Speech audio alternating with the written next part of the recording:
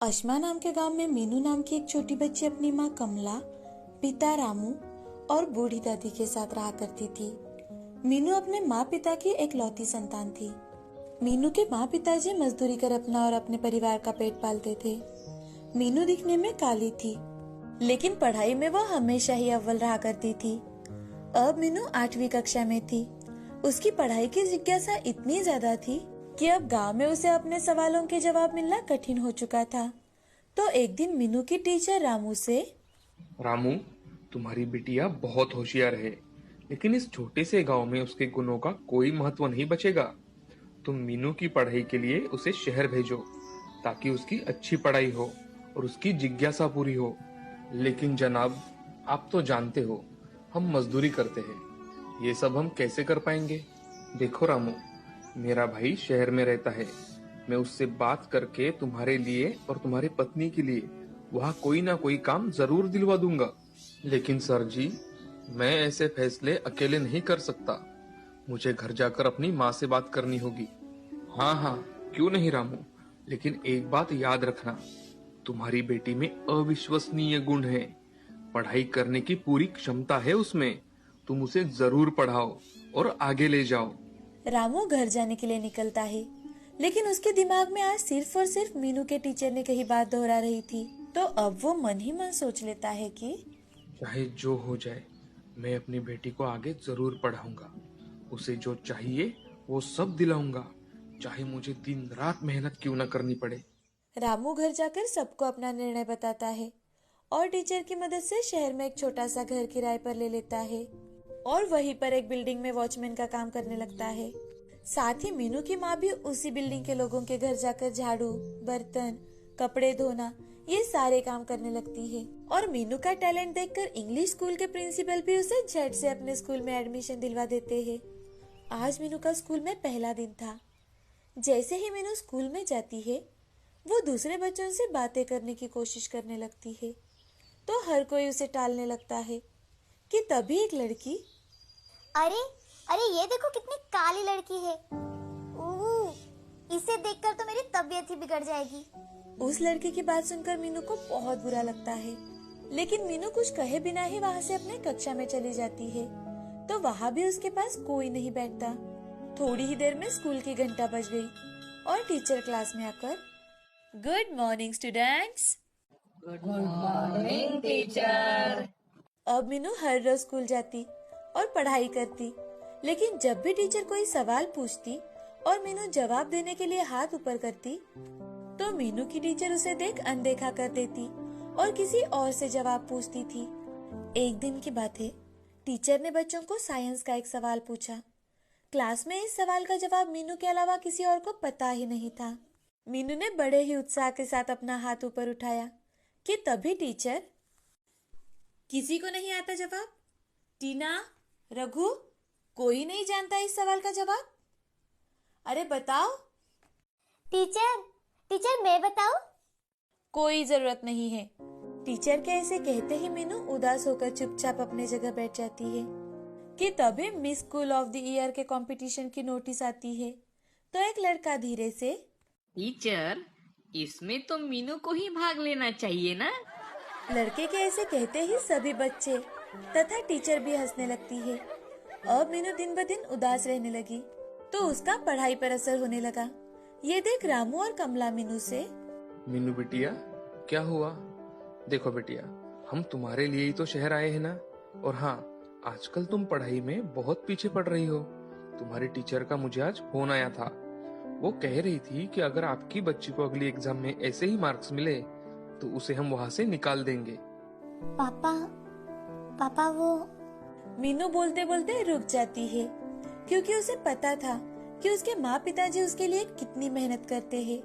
वो अपने पापा से, नहीं पापा, अब मैं अच्छे से पढ़ाई करूंगी। मीनू की सारी परेशानियां उसकी दादी समझ रही थी, लेकिन दादी वक्त आने की राह देख रही थी। अब दूसरे ही दिन दादी मीनू से, मीनू, मुझे पता है कि तेरे स्कूल में तुझे कोई पसंद नहीं करता। तेरे रंग से सभी नफरत करते हैं। तुम दिखने में गोरी नहीं हो, लेकिन हाँ, पढ़ाई में तुम सबसे बेहतर हो। देख लेना, आज नहीं तो कल पूरा स्कूल तुमसे दोस्ती करना चाहेगा। तुम सिर्फ और सिर्फ मन लगाकर अपनी पढ़ाई करो, बाकी की बातों पर ध्यान मत देना बेटा। दादी की बातों से मीनू अब बहुत ज्यादा प्रेरित हो जाती है और मन लगाकर अपनी पढ़ाई करने लगती है और धीरे धीरे वो फिर से अपने आप को काबिल बनाने लगी। मीनू मोबाइल के जरिए हर एक सवाल का जवाब ढूंढने लगी। दिन बीत रहे थे, लेकिन अभी तक स्कूल में मीनू से कोई भी बात नहीं कर रहा था। ऐसे ही एक दिन क्लास में एक नोटिस आती है, स्टेट लेवल पर क्विज कंपटीशन होने वाला है, तो स्कूल से सबसे होशियार बच्चे को ही भेजा जाएगा। जो भी इस कंपटीशन में पार्टिसिपेट करना चाहता हो वो स्कूल के बाद हॉल में आ जाए। ये नोटिस सुनते ही मीनू बहुत ज्यादा खुश हो जाती है और स्कूल के बाद हॉल में पहुंच जाती है। वहां जाते ही मीनू की टीचर मीनू को देख, मीनू तुम यहाँ क्यों आई हो? क्या जानती नहीं यहाँ तुम जैसी दिखने वाली लड़की की कोई जरूरत नहीं है। टीचर, यहाँ तो क्विज कंपटीशन की टेस्ट चल रही है ना, कि miss school of the year की। अच्छा, तो अब तुम मुझसे बहस भी करना चाहती हो। टीचर और मीनू की बात चल रही थी कि तभी स्कूल के प्रिंसिपल वहां आते हैं और वो मीनू से, अरे तुम मीनू हो ना? अच्छा किया, इस कंपटीशन के लिए अपना नाम लिखवा दिया। स्कूल का नाम रोशन करना बिटिया। चलो अंदर चलो। प्रिंसिपल के ऐसे कहते ही मीनू की टीचर की बोलती बंद हो जाती है और मीनू प्रिंसिपल के साथ हॉल में चली जाती है। वहां जाकर मीनू सबको अपने ज्ञान से चकित कर देती है। उसका ये टैलेंट देख मीनू को उसके चेहरे से नफरत करने वाला हर एक बच्चा उसकी ओर देखता ही रह जाता है। अब मीनू स्टेट लेवल पर होने वाली कंपटीशन में भी फर्स्ट आती है। मीनू के माँ पिताजी भी अपनी बेटी की तरक्की देख बहुत ज्यादा खुश हो जाते हैं। इस कहानी से हमें यह सीख मिलती है कि किसी की पहचान उसकी सुंदरता या गोरापन नहीं होता, इंसान की सही पहचान उसके दिल और दिमाग से होती है। श्रीरंगपुर नाम के गांव में हरिया नाम का एक किसान रहा करता था। उसकी पत्नी सुमति उसे खेतों में मदद कर दिया करती थी। हरिया के परिवार में उसकी बेटी सुधा और बेटा राम, ऐसे 2 बच्चे थे। उनका परिवार हंसी खुशी अपना जीवन व्यतीत कर रहा था। हरिया एक बार खेतों में जाने के लिए निकला तो सुमति हरिया से, सुनिए जी, आज घर लौटते समय राशन लेते आना, घर का सारा राशन खत्म हो गया है। ठीक है, मैं घर आते समय लेकर आऊंगा। आप आगे चलिए, मैं थोड़ी ही देर में घर के सारे काम कर खेतों में आती हूँ। अच्छा ठीक है। हरिया खेतों में जाकर अपने काम कर रहा था कि तभी सुमति वहां आकर उसे खेतों में मदद करने लगती है। कुछ ही दिनों बाद बारिश का मौसम शुरू हो जाता है। हरिया और सुमति खेतों में काम कर घर लौट आते हैं। उस दिन बहुत तेज बारिश थी और तेज बारिश के कारण सभी खेतों में पानी भर जाता है। खेतों में जो भी लगाया हुआ था वो सब खराब हो गया था। अब हरिया और सुमति के खाने के भी लाले पड़ने लगे। हाय रे मेरी फूटी किस्मत, इस साल खेतों में तो बाढ़ की वजह से सब चला गया। अब हम क्या करें? हमारा गुजारा कैसे होगा? मुझे भी यही चिंता खाए जा रही है। घर में राशन भी लगभग खत्म होने को है। सुमति, अब तो मैं किसी से पैसे भी नहीं मांग सकता, पहले ही कर्जा ले चुका हूँ। उन दोनों की बातें उनकी बेटी सुधा सुन लेती है और सुधा अपने पिताजी से, पिताजी, मैं आपके पैसों की तो कोई सहायता नहीं कर सकती, लेकिन मेरे पास एक अच्छा सुझाव है, शायद आपको पसंद आए। कैसा सुझाव बिटिया? हमारा तो दिमाग काम करना ही बंद हो चुका है, अब तुम ही बताओ कुछ। पिताजी, आपको याद है आपने एक बार घर में मटके में चिकन बनाया था, जो कि बड़ा ही स्वादिष्ट था। मैंने तो आज तक ऐसा चिकन कभी नहीं खाया। क्यों ना आप मटका चिकन बेचना शुरू कर दे, इससे हमारी सारी प्रॉब्लम खत्म हो जाएंगी।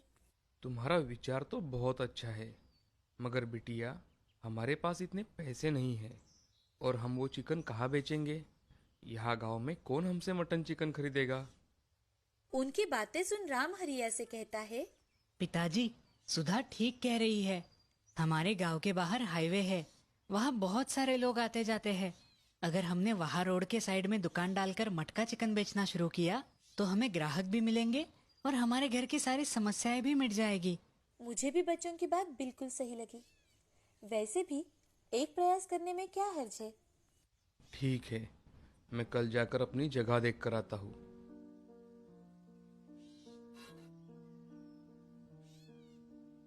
ये मेरे कंगन बेच दीजिए, उससे जो भी पैसे आएंगे उससे हम हमारा धंधा शुरू कर सकते हैं।